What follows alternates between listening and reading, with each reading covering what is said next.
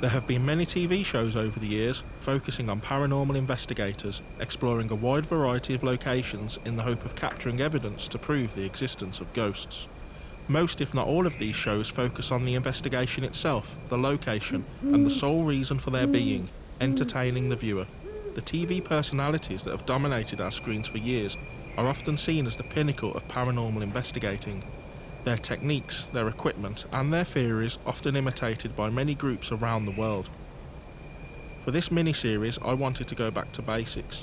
I wanted to meet the people on the ground, those who for some spend every single weekend travelling the UK, visiting locations that are purported to be haunted. I wanted to take the attention away from the ghosts, away from the jump factor that many shows have employed over the years, and delve into the psyche of the people who are dedicating their lives to investigating the paranormal. Why do they do it? What exactly do they think they are investigating? And is it just as the TV shows would have us believe? For me, it was time to go behind the equipment, so to speak, and truly understand why these people do what they do. Having been in and around paranormal investigating for over a decade now, I have met some truly fantastic people and made many friends, and now I would like for you to meet them.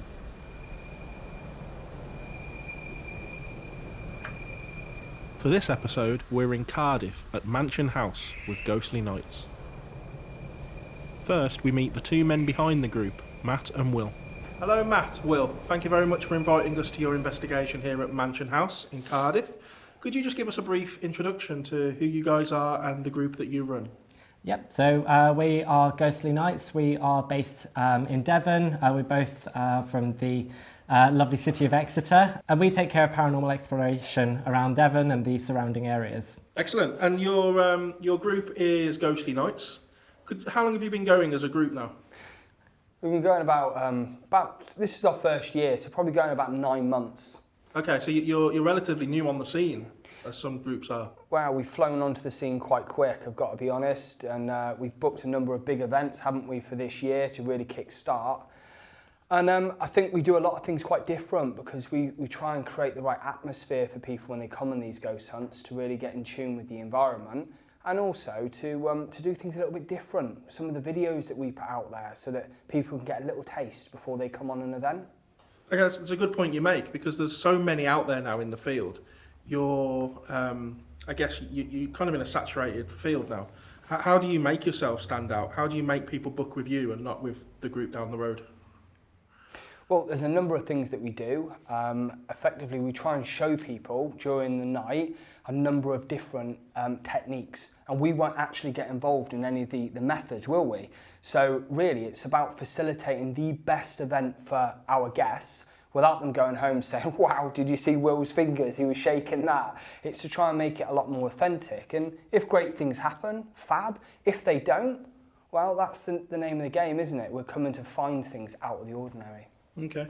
And for you, Will, when you're doing this, how do you approach investigating? Do you have specific techniques that you follow? Do you have your own techniques? Well, we like to think outside the box. Hence, paranormal exploration really is about thinking other ways to communicate with the other side. We use all of the very well-known Victorian methods, and we bring in a lot of modern tech as well to help run the night and communicate with the other side. Really, it's just about trying different things and seeing what works. Okay. And your beliefs, obviously, I would assume you both believe in the paranormal. Do you approach it from a sceptical angle? Are you firm believers? We like to. We're sort of on the fence, aren't we? We don't fully believe, but we don't believe. I think there's things that happen you can't explain, and there's things that happen that could have a rational explanation. So we're not these people where like anything that happens, it has to be paranormal. We like to kind of look for what it could be. Okay, and the paranormal for some people goes outside of ghosts and spirits. How does that work for you guys? Do you have a belief or an interest in things such as UFOs or cryptoids or anything like that, or are you solely focusing on spirits? We mainly focus on spirits and the afterlife that carries residual energy throughout any property that we visit. I firmly believe anything is possible out there, but we generally just investigate the paranormal. Okay. And finally, what kind of evidence have you captured in the past? Is it, if you could just pick maybe the best thing you've ever captured as your group, and that you would like to tell anyone about, what piece of evidence would you choose there? Well, we've had so much happen in all the years we've been doing this. The SLS camera, having a spirit wave at us on the SLS camera, a table that has literally taken us on a dance around a ballroom in a beautiful grand house in Exeter. We've certainly experienced some. We've really had interesting candles things. that have reignited during an event, which we cannot explain that one. That always sticks very firmly in my mind.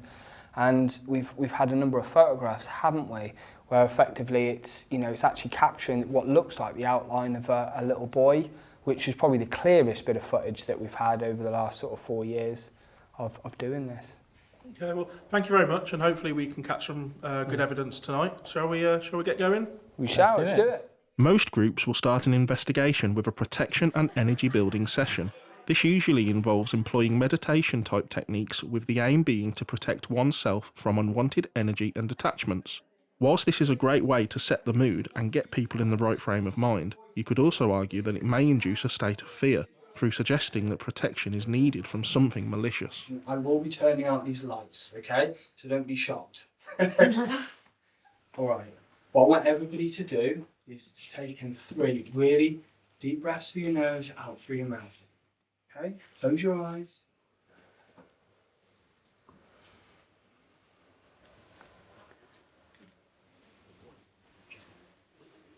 Okay, how do we keep your eyes closed? I want you to visualise in your chest that there's a ball of light. And I want you to hold it there in your chest.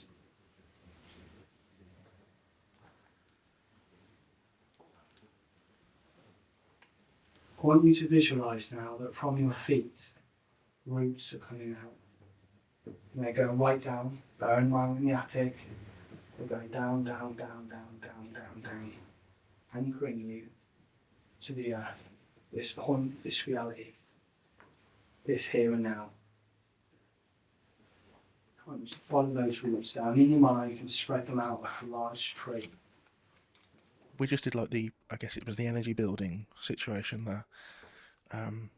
What did you make of that?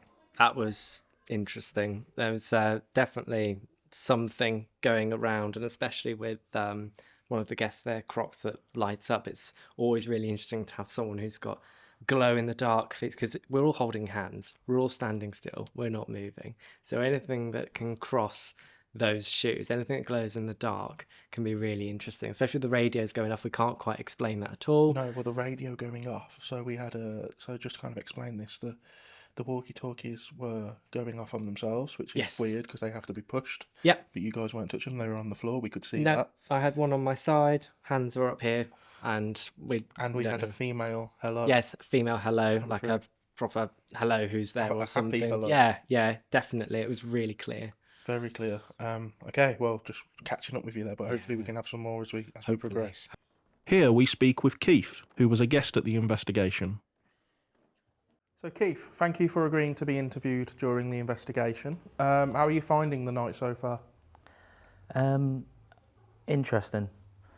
I think more people are having more impacts than me at the moment. Although in the last exercise, I did feel a lot of the temperature drop, and that caused me to think, really, is there something going on? Because I'm not 100% a believer.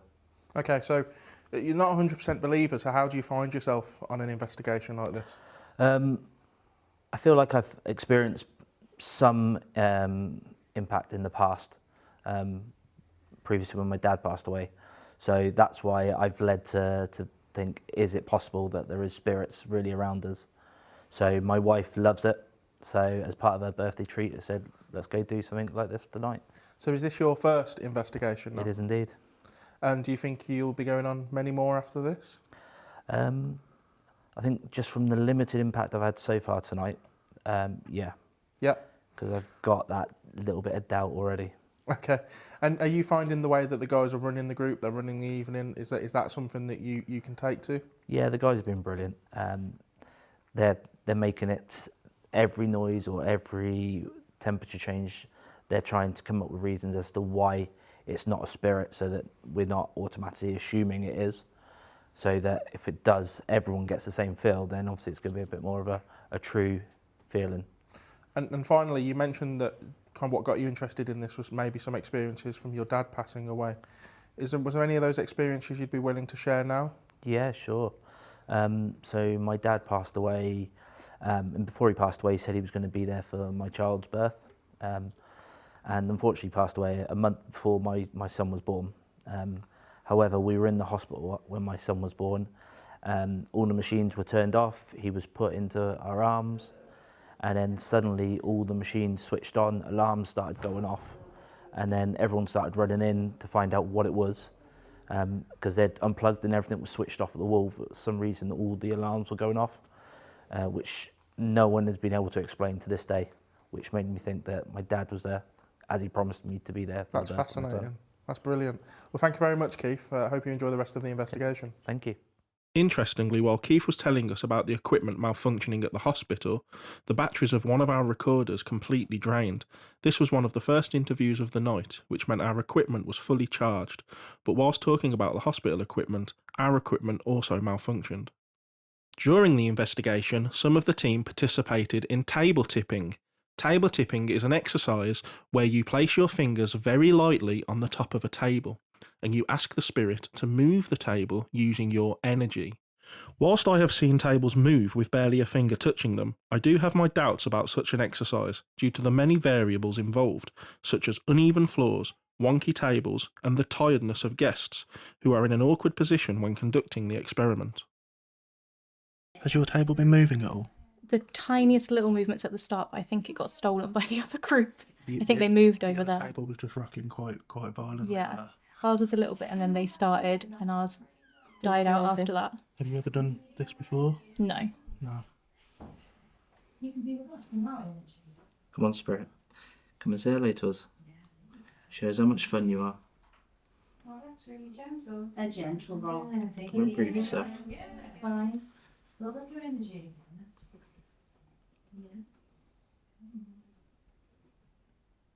Is the table moving? It looks It's like it's the moving tiniest now, bit. yeah. It's like vibrating a bit. Can you feel that coming through your hands? It looked like like on the the table fingertips, moved yeah. this way.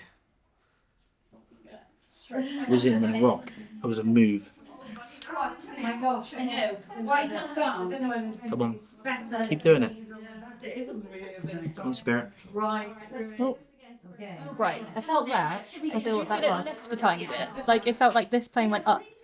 I don't know what it was, but I heard that knock. Yeah. Like that rocking, that knocking, but that's us moving it. Whilst some of the group were participating in the table tipping exercise, there was also some scrying going on in another area of the room. Scrying is where you sit in front of a mirror and stare at yourself for an extended period of time. The idea being that you eventually begin to see your face change or take on the form of a spirit. You might also see things around you or stood behind you. Again, I have participated in scrying many times, and I have seen some strange things occur. But just like table tipping, there are also many variables with scrying. For example, shadows and torches that can cast shadows across your face, meaning that you may see things that aren't actually there. There also has to be some consideration given to the impact of staring at yourself for an extended period of time, and the effect that this could have on your perception. So you're currently doing some scrying. Have you seen any kind of transformation in your face or in your body? Yeah, well, mostly in my face. Yeah. Could you describe what you saw? Did you look older? Did you look? Yeah, look older. Yeah, mostly. Yeah, my eyes kept like changing size, and then as well as my nose, and then but yeah. And do you feel different when you're seeing these changes? Is it a physical feeling that you're getting as well as visual? Yeah, a little bit. Kind of like I wasn't really there, but I was like really focused. But I don't know. so almost like it's not you looking anymore. Yep. And have you ever done anything like this before? No. And are you enjoying it? Yeah, it's actually alright. It was creepy at first, but I don't mind it so much now. Yeah. You probably don't spend this long looking in the mirror normally. No, as you probably can tell. So if you would, do you feel like if you were to sit here for quite a while, you would eventually begin to see some real big changes? Yeah, I think so. Okay. We'll leave you to it then. Thank you. Well, so we've got kind of two activities here now. We've got the table tipping, and you can hear all the excitement in the background. And we've got a lady down the bottom who's doing some scrying. The scrying is interesting. Have you ever experienced anything with that? Yeah, no, I've seen an entire face change in a split second to a different age, different skin tone, just everything about someone just completely changed. So scrying is very powerful, and there's some amazing things I've seen. So There's a lot to be said though for staring in a mirror for a long time. Yeah. They're getting excited. Staring in a mirror for a long time, the shadows and the lights and stuff. Do you feel that there's maybe something psychological and not paranormal that could be occurring? Potentially, yeah. It potentially, whether you're thinking about something and you're almost telling your mind to almost visualize that. I think it's really important to stay absolutely focused, because it could be a long lost relative that you're thinking about, then you suddenly start seeing them. I do think that there are times it couldn't be paranormal. But yeah, there's some things that I've seen on a different person that I can't explain. Brilliant. And the table tipping, obviously you can hear the excitement in the background. We've caught some of it on film. Again, it's interesting to see it move, but again, playing devil's advocate, they're bent over at an awkward angle. The back must be hurting. There's a point where they maybe start to lose control of their hands a little bit. Yeah. Do you think that can play a part? Certainly. I mean, there are so many things that can play a part. The temperature in the room, the atmosphere. Yeah. There are loads of things that could cause it. Just really depends on how much that table moves, what controllers you have over the table as well. Sometimes, you can feel like you are unconsciously getting carried away with the table, and you don't know you're doing it, and it's no one's fault. Yeah. It's just natural. Yeah. It's I can't remember the word. It's like idio something is the word for your unwanted bodily movements. Yes. Yeah. But equally behind us now, over there, we've got some vibration going on. You mentioned earlier that you've had a table almost dancing with you down the corridor. Now, that kind of goes above and beyond someone's back aching Absolutely. and involuntarily moving the table. Yeah.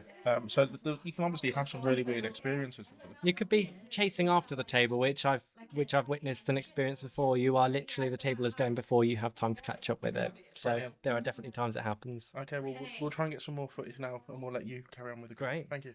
Our next interview was with Amber and Naomi, who were also guests at the investigation. Amber, Naomi, thank you very much for agreeing to be interviewed during the investigation. How are you finding it tonight? Are you having fun? Yeah, pretty good, yeah. We're good. Yeah, and is fun the right word to use for a paranormal investigation? Definitely. I would say, yeah. Yeah? And have you experienced anything tonight? Yes, in quite a few locations, haven't it been, really? Yeah. I know when we first arrived, I was sat in the dining room, I can't remember what it is, and I was just constantly just looking ahead. And I having to look over and something shot straight out of the one door and through to another. Don't know what it was something brown, just shot right out, it's gone. Wow. Can't explain what it was, what it is, it's gone. Wow. We did an Ouija board. It was okay, but we didn't get many answers. But when I asked if it was male, it didn't answer. If it's female, it didn't answer. What else did we ask? It said no. I asked its age, it said no. Complete blank no. So It didn't want to tell you its age? No, I said goodbye, because I was getting a bit nervous. But something else happened upstairs, didn't it? With your phone? Yes, pendulum. Do you want to explain what happened there? Yeah, so the pendulum, we went in, there's like a long necklace of beads on it and a crystal at the end, and you can hold it, and you hold your hand as still as possible with a mat underneath with different like yes, no, maybe, rephrase, and you hold it very still and you ask it a question. And we was asking it, what was we asking? Are you okay with us being here? Yes. What else was it? We asked it something else, I can't remember what it was, and it was going absolutely mental, swinging, yes. That was it. Where are you? And it was going over there. It was proper swinging, like rapidly swinging. We asked someone else, I can't remember exactly what we asked. And Numi's phone was like, the table's here, Numi's phone's here. And it just bang, the phone had gone to the other side of the room. So it didn't just fall off the table? It got launched. It got launched off the table, yeah. Wow, and your phone doesn't have a habit of launching itself off the table normally? No. So is it safe to say you're both firm believers in the paranormal? Definitely, yeah. And do you go on many investigations? Is this one of many? This is our first like proper one, but we've been to Bury Pomeroy. I'm not too sure if you know. No. Well, yeah. Yeah, we've been Bury Pomeroy Castle. Yeah, it's down in Totnes. We've done some like our own investigations down there, but this is like a proper like investigation we've ever been to. Yeah. And can you see yourself going on another one? In the future? 100%, definitely. Yeah. And what do you think about the group? How do you think they've run the night? Amazing. Yeah, They've really, done a really good job. yeah, really informative. Yeah. What is it you like about their approach? I think it's very welcoming. Welcoming, is that the word to use? I don't know. When we first come in, they gave us a really good debrief, what was going to be happening through the night, gave us plenty of breaks. Any questions we could ask, we was welcome to ask. If we wanted to try anything, we was more than happy to, and we was allowed to use whatever equipment that we wanted. Okay. So the phone flying off the table, is that probably the best thing you've ever experienced to date? Yes, and it's very scary. And we both screamed. We was like, oh my God, we both got out there. Yeah, she jumped up, made me jump. I was like, we're out of here, see you later. So are you thinking something else might happen now in the couple of hours that you've got left? I hope so. I have a feeling, something's going to happen, I reckon, yeah. Shall we go and find out? I think we should. Yep, definitely. very See what's much. in store for us. Cheers. Thank Some you. of the other sessions that the guests participated in involved cat balls and an Alice box. Cat balls are generic cat toys that are used during a paranormal investigation as they light up when touched or moved. The idea being that should a ball light up, it could have been interfered with by a spirit. The Alice box is a device that shouts out random words during an investigation. These are employed to communicate with spirits. By asking questions, the hope is that the Alice box gives words that answer the questions, proving the existence of spirits. There are many similar devices, some of which can be used on mobile phones. Whilst they can prove interesting, I am very sceptical of these pieces of equipment. So we've just had the the cat ball moving. The cat ball is inside a glass. We've now turned the cat ball off and put it back on again, and it senses movement, and that makes it light up. So we just came in, didn't we? And it was lit up, flashing. It turned on when we came in through the doorway. And we also have this Alice box over here that's kind of shouting out words. And police, was that again? Mm-hmm. So that, the second time that it said police since we came back into the room also. Draw. Was that draw? Yeah. But interestingly, since we've reset the cat ball, it's not gone off again.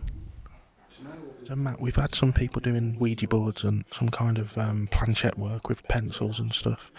It's interesting, as this group has progressed, they've all moved away from the Ouija board. Is that a usual reaction?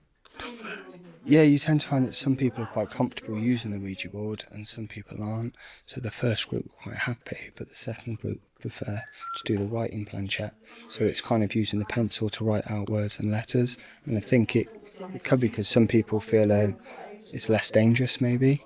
Do you feel that there's, because it is essentially the same thing, do you feel there's some kind of connotation with Ouija boards thanks to things like horror movies, Hollywood and things like that have made people see it in a negative light?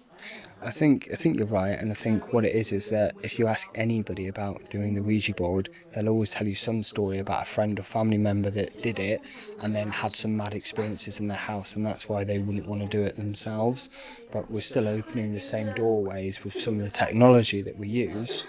It's just maybe because you can click an off switch, people feel that it's safer maybe. And have you ever had a bad experience with a Ouija board? We've had a number of experiences which are, bad experiences where things are coming through and things are being said which shouldn't be, or they're very personal attacks on people that know personal things. But those tend to be few and far between. So I think you get more conversations through it that are positive than negative, but I think you only need to have one negative experience to completely put you off. Our time spent at Mansion House with Matt and Will was very enjoyable. Though relatively new to the scene, they had an interesting approach to their investigation, and the feedback from their guests was all positive. The more time I have spent interviewing guests and the teams themselves, the more insight I have gained into the reasons that people come along to these investigations. Though the reasons vary from person to person, be they a skeptic attending their first investigation or a seasoned investigator, I have begun to understand that it transcends wanting to find evidence of the paranormal, and crosses into friendship, discovery, and for some, pushing the boundary of their belief system. I would like to thank Ghostly Nights for allowing us to be a part of their investigation, and I hope that you've enjoyed this episode.